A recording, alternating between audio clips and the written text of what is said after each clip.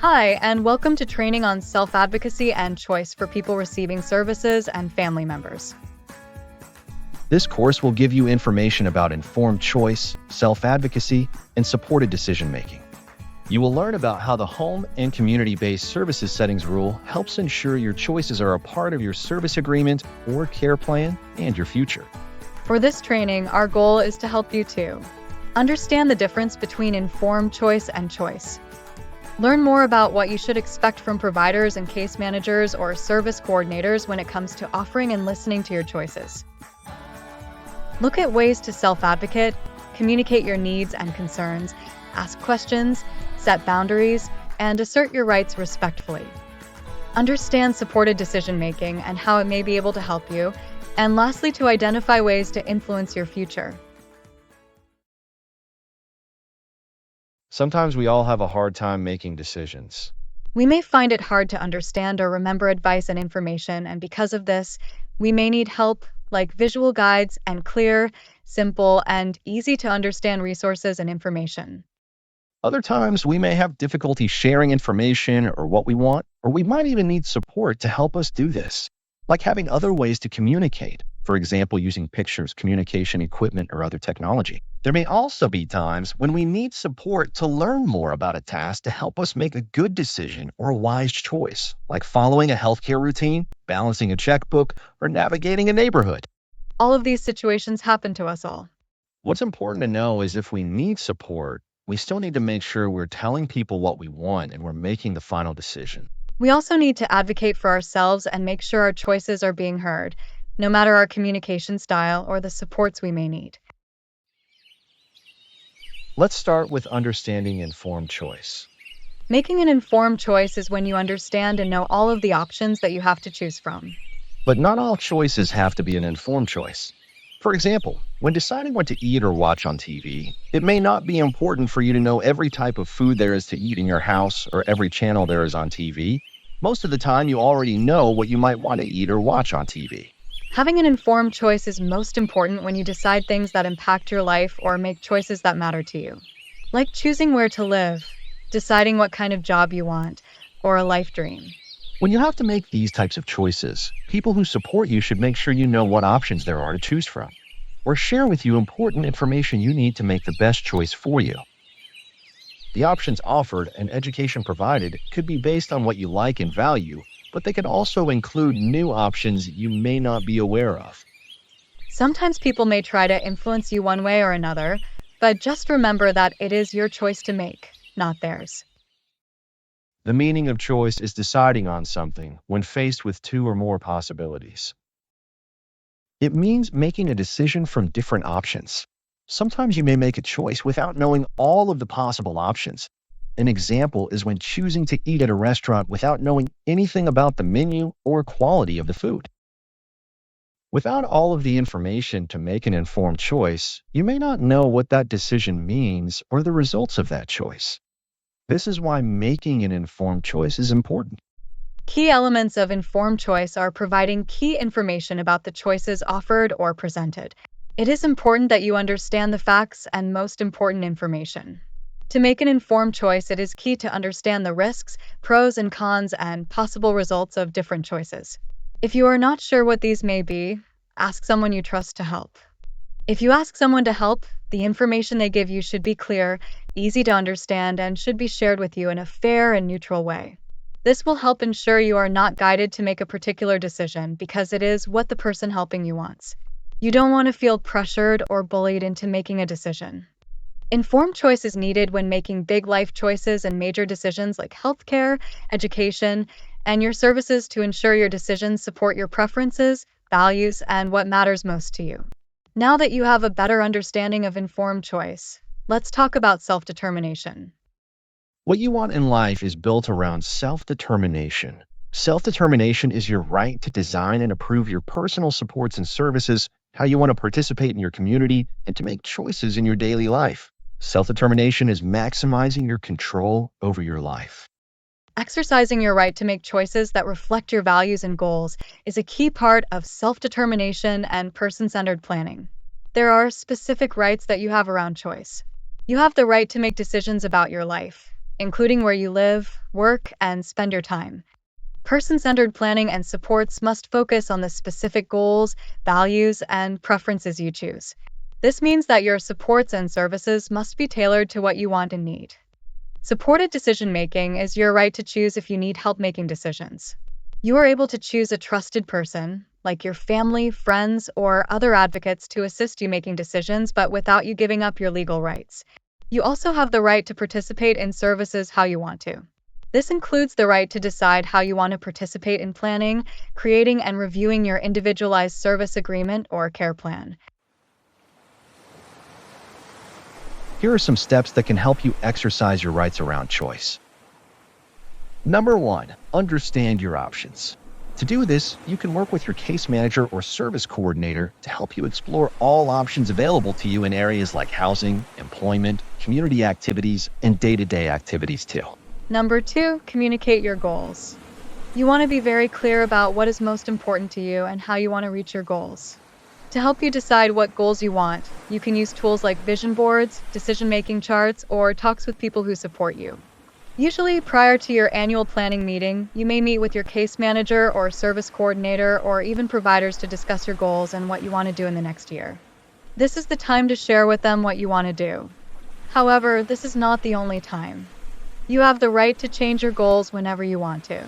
Just be sure to tell someone like your case manager or service coordinator. This is also a part of exercising this right and speaking up for yourself, which brings us to the next step. Number 3, advocate for yourself. You can advocate for yourself actively participating in your individual service agreement or care plan meetings and share what your preferences are and what you want. And if you feel your rights and choices are being ignored or not being followed like you want, that leads us to the next step. Number 4, learn about resources.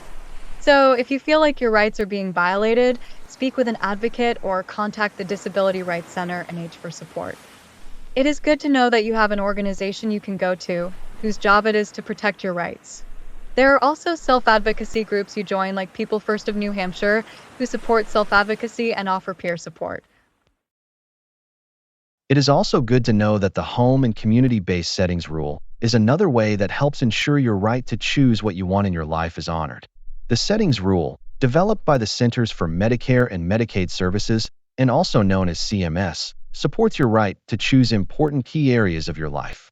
A few of these areas are where you live, who you live with, if you live in a group home, staffed residence, or home care provider setting, and includes choosing if you want a private room and your roommate, what you do during the day, when you want to eat, who you want to attend your planning meeting, who you hang out with, who provides your services and supports, and includes deciding the services you want, and the option to choose self-directed services.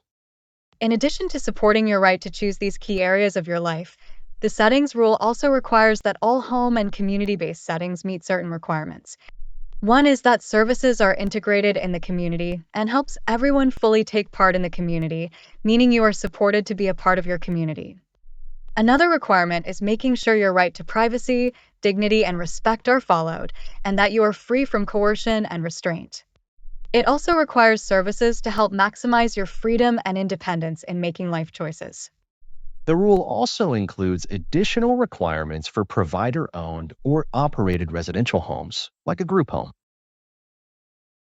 So for individuals living in these types of homes, the provider must ensure that individuals living there have a lease or other legally enforceable agreement providing the same protections, have privacy in their unit, including doors that lock, choice of roommates, and freedom to furnish or decorate the home or bedroom the way they want, control their own schedule, including access to food at any time, be able to have visitors at any time, have physical access to their home. So now that you understand more about informed choice and your rights around choice, let's talk about what you should expect from service providers in this area.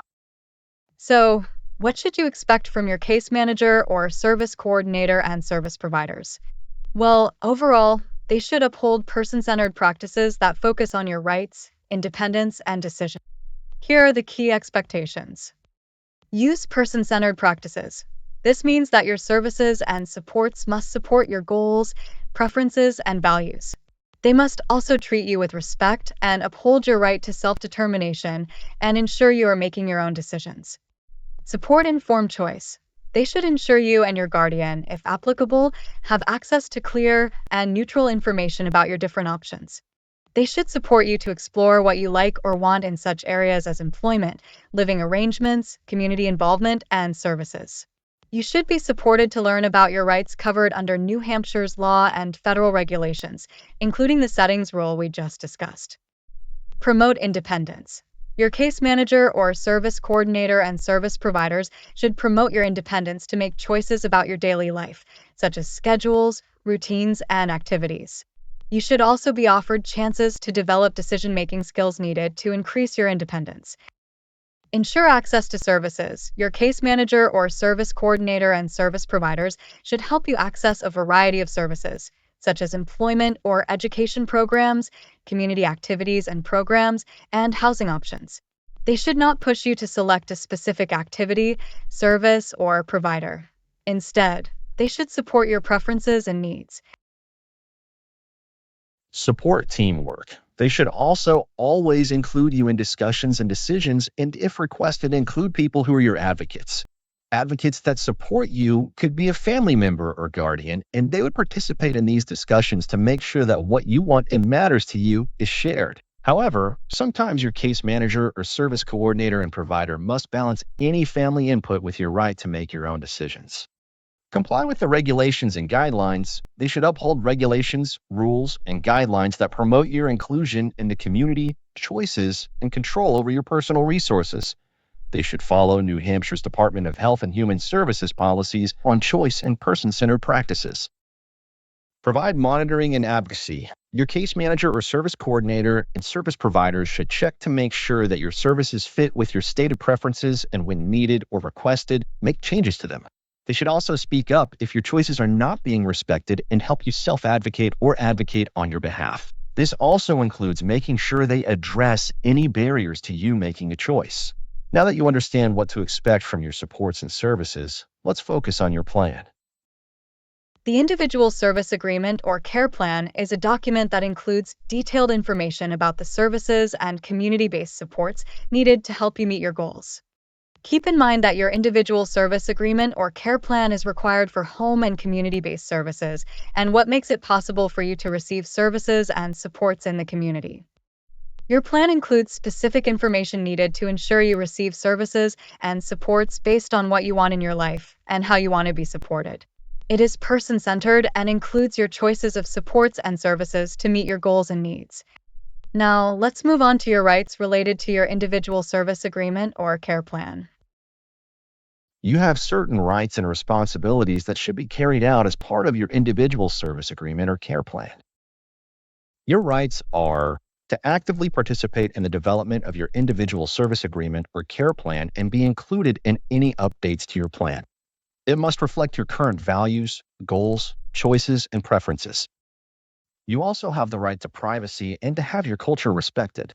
For example, if you wanted to speak to your girlfriend or boyfriend in your room with the door shut, or if you have a specific diet you follow, your service providers would have to accept and support your preferences in exercising these rights. The key to this is ensuring that your service providers know what your preferences are in regards to privacy and culture. So be sure to let them know. These preferences can be included in your Individual Service Agreement or Care Plan. You have the right to seek help from family members or other people you trust in the planning process. You can also ask organizations like Disability Rights Center NH to help if needed. You have the right to be safe and have a sense of well-being. To help support this right, your plan should include any needs and supports or services that will help you maintain or improve your safety and your physical, emotional, and social well-being. You also have the right to change your Individual Service Agreement or Care Plan if your needs or goals change. This can occur during the year and as often as needed. You have the right to file a complaint if you feel your rights are being violated, or you can appeal a decision related to your supports and services. For instance, if a service you feel you need was denied, then you can appeal that decision. Your service coordinator or case manager and service providers must ensure your rights are upheld, but there are also responsibilities that you have too. To make sure your Individual Service Agreement or Care Plan is effective and that you receive the best supports, you also have responsibilities that you must carry out. The first responsibility is making sure you have a good idea about what you want, including your goals, things you like and don't like, what you need, the services and supports you want, and what matters most to you. It is important to try and be as clear as possible when sharing this information, including any changes in your life, preferences, or needs. If you are not sure and you need support with this, ask someone you trust or who knows you really well to help. You also have a responsibility to attend meetings, share your ideas, and participate in these meetings like you want to. You also have the responsibility to help create and update your individual service agreement or care plan. You will also need to work with your team to help address any issues, barriers, or concerns by exploring different options to come up with solutions. You have a responsibility to agree to receive the services and follow the steps of your individual service agreement or care plan in order to meet your goals. Also, just like others should respect you and your wishes, you also have a responsibility to respect others. You should treat providers, caregivers, service coordinators, case managers, and others involved in your plan with respect. You have a responsibility to use your resources wisely, meaning you should use the services and supports according to what you agreed to in your individual service agreement or care plan. You will need to also notify your service coordinator or case manager if you no longer need or want certain services, or if you need a change in services. Remember, your individual service agreement or care plan is created and maintained with input from you, family members or guardians, if applicable, case managers or service coordinators, and possibly service providers. Everyone works together to ensure the plan is meaningful to you, realistic, and supports your needs and goals, while respecting your rights and promoting your responsibilities. And again, if you feel your individual service agreement or care plan does not meet your needs or violates your rights, tell your case manager, service coordinator, or regional state agency in order to address your concerns.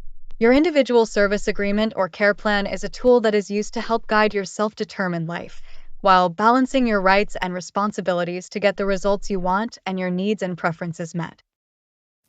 Your team that works with you includes your service coordinator or case manager, service provider, and possibly family members, friends, and others who advocate for you. For your providers who are paid to support you, they have the responsibility to assess and document your personal choices and preferences, your significant healthcare, mental health, or behavioral needs and related maintenance needs, and your safety and financial skills. They then use this information to identify possible needs, goals, and objectives, which can be used to help you create your individual service agreement or care plan. With your input, this will result in the development of outcomes to help you maintain your skills, support your independence or change services, and supports to show what is most important to and for you in your daily life. Your plan should focus on what is important to you, but also list things that are important for you. The areas that include what is important to you would include things like what you like and don't like, your favorite things, your strengths and gifts, hopes and dreams, and how you make decisions. To ensure what is important for you is included, the plan should document what supports are needed for you to be a valued member of your community, any health and safety supports you may need, and what supports you need to meet your goals. And lastly, any other talents you have that you are not aware of. At times, you may need help in understanding the balance between important to and for. A good example is if you love donuts and they are your favorite food and you love to eat them every day. So, it is safe to say that donuts are important to you. But at your last doctor's appointment, the doctor told you to eat healthier and lose some weight. The doctor said that it's important for you to lose weight. If it's important to you, it still needs to be in your plan, but if it helps support your health, it also needs to be included. This helps create the balance of important to and important for. The balance will help support your preferences and needs and ultimately your future. In this next section, we will learn about supported decision-making. Remember at the beginning we talked about sometimes struggling with making decisions. Well, even if you have some challenges or if you just want more support in this area, supported decision-making gives you a way to still make your own decisions. It also is another option rather than guardianship. Supported decision-making is flexible in how it is applied from one person to another, and even how it is used for the same person over time.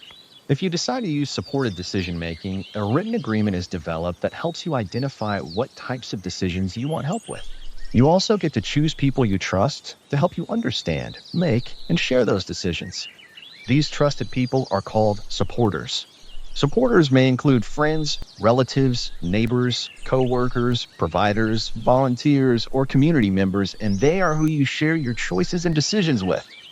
A written supportive decision-making agreement will also identify who you legally choose to help you make what type of decision, like financial or health-related.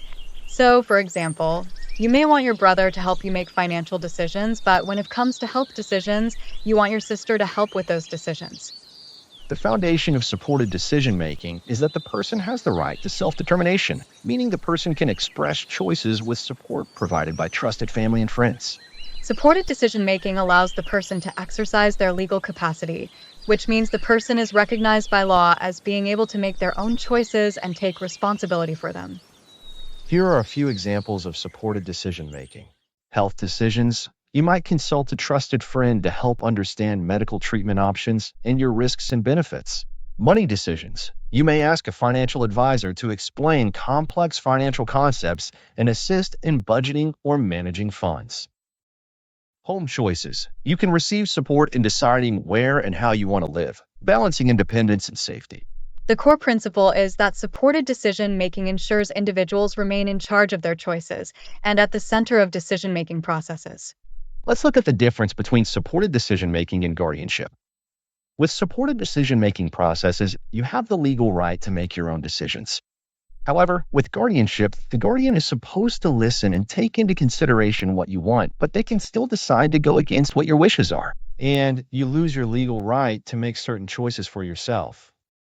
With supported decision-making, you make decisions with the help of people or supporters that you trust and choose, but with guardianship, the guardian makes decisions for you, and you are legally identified as their ward. With supported decision making, you get to choose your supporters and change them when you want to. But with guardianship, the court chooses your guardian for you. With supported decision-making, if you disagree with the advice of a supporter, you don't have to follow it. You still make your own choices. However, with guardianship, you must do what your guardian decides, even if you disagree with their decision, and only the court can change a guardian's decision. With supported decision making, you can change or end your supported decision making agreement at any time. But with guardianship, the court decides if changes to your guardian or guardianship can occur. With supported decision-making, with the help of your supporters, you gain skills to be more independent in making your own decisions, but with guardianship, your guardian is not required to help you gain skills or become more independent to make decisions yourself. You can see the benefits of supported decision making. Other benefits include how it ensures you are still included in all decisions. So if you have challenges or struggle with making decisions independently, supported decision making may be a good option for you. It is also really useful when you want to avoid more restrictive alternatives like guardianship. It can help you prevent other strategies that limit, restrict, or take away your control. Supported decision-making also helps you to learn to be a self-advocate and become more independent, which ultimately results in you showing others that you are capable. Now that you have a better understanding of supported decision making, let's talk about the roles of supporters or the people you choose to support you with making choices. First, they provide information and choices in a clear and easy to understand way. They will also explore options with you, including the pros and cons of the different options to choose from. Supporters will respect and learn about what you like and dislike and how you communicate to ensure your preferences are known.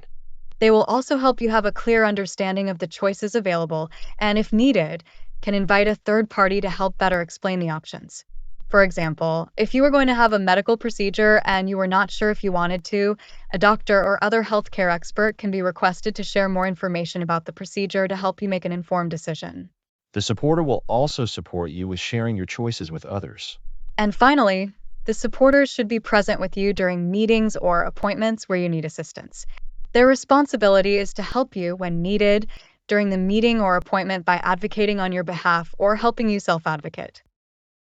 There are other supports that you can have to help you with making decisions and communicating your likes and dislikes. The first is communication aids, which could be something like a picture book or materials using simple language, and even communication devices or technology like an iPad or smartphone that you can use to help you communicate your choices. Another support that can be provided is the opportunity to explore different options. By actually trying these options or being exposed to them, it will help you determine if you like one option over the other, or if you dislike something. This gives you a chance to try different possibilities or learn more about what choices there are to choose from. Ultimately, this type of support will help you make a more informed choice. Lastly, anytime you try something new or make a new choice, you should write how you felt about it, or ask your service coordinator, case manager, or service provider to write down how you reacted. Were you happy or disappointed with the choice when you do it again? Even if no one writes it down, you still should share your preferences, regardless of your abilities, communication style, or understanding. Try not to assume that we know what you want. Instead, tell us. Now we are going to talk about your future and working together with your team to help you discover long-term opportunities. We will discuss how you will be able to assist them in helping you achieve your goals and desires. Following these steps should help that process. First, build trust and rapport. Spend time with your supporters, helping them understand your personality, preferences, and what matters most. Get comfortable expressing yourself. Second, understand that goal setting is a process. Think about what you would like to achieve in the future, such as living independently, learning a skill or hobby, working in a specific job. Have you ever had what they call a bucket list?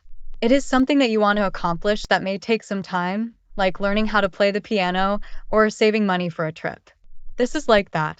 When you think about these types of goals, make sure they support your strengths, abilities, and gifts while still encouraging growth. Another strategy is to break up long-term goals into smaller steps to build your momentum and confidence, and definitely celebrate when a goal or step is met. Take the example of saving money for a trip. You may want to start with saving $25 a month for 6 months, then increase it to $50 the next 6 months. In a year, you would have saved $450, enough for you to go on your trip. Now that is cause for celebration. Third is clear communication. If needed, repeat what you want to make sure everyone understands and they are listening. Sometimes you may need to involve family members, caregivers, or advocates to provide additional insight while still supporting your desires and preferences. Number four, daily life experiences is about matching activities you already enjoy or participate in to your goals. Use everyday routines as stepping stones toward larger aspirations. For example, learning to manage a budget can be a step towards more independent living, like getting your own apartment. For number five, self-determination encourages decision-making at every stage, from brainstorming to action planning. Make sure people understand your role as the leader of your goal-setting process. To implement number six, you need to develop a plan that identifies who will provide supports for your goal and how. Will it be a family member, friend, professional, or paid service? You also want to specifically include how that support or person will help you. As an example, if you want to get a job but you need transportation and your mother can only take you on Wednesdays and Thursdays. Therefore, in your action plan, you identify that your mother will drive you to work on those 2 days a week, and you will use Uber or Lyft to get to and from work on the other days. Your action plan may also include your niece helping you learn how to use the mobile app to order an Uber or Lyft. The next one is monitor progress and adjust goals. This is about recognizing your successes and milestones to boost your motivation and self-esteem. It is important to meet with your service provider to track progress, and based on your progress, make changes to your goals, action plan, or supports if needed. You should also reassess strategies if any barriers or challenges arise, and update those strategies as needed. The last step is about having a growth mindset. Delays or challenges are a natural part of progress. But don't give up. Realize that it may take time or other supports to help you learn, grow, and achieve your goals over time. Discuss periodically with your service coordinator or case manager on how your goals will lead to greater independence, fulfillment, or other outcomes you value. You can celebrate your success through stories of progress on even small steps and share examples to inspire your confidence. Don't limit what your dreams are, no matter how big or small. With the right support, you can achieve anything. The bottom line is, your needs and wants must be the biggest part of all decision making. You should have a chance to live a life that encourages growth, learning, and participation in new activities. You should continue to make decisions and choices and be involved in the decision-making process at all times, and even if you have a guardian. No matter what, express what you want, pursue your dreams, and choose how you get there. To access some of the resources used in this presentation, consider these places and please download the links document in Moodle. They include a few resources on decision-making and informed choice from the Center for Public Representation and the Disability Rights Center. In addition, there is a Human Services Provider Agency Toolkit created by the National Center for Advancing Person-Centered Policies and Practices. Please check out these resources. Thank you for participating in this training. We hope you learned something new during this course and have a good understanding of self-advocacy and informed choice. To access your certificate of completion while on the training course in Moodle, use the navigation column on the left to select the section titled Certificate of Completion. Thank you again.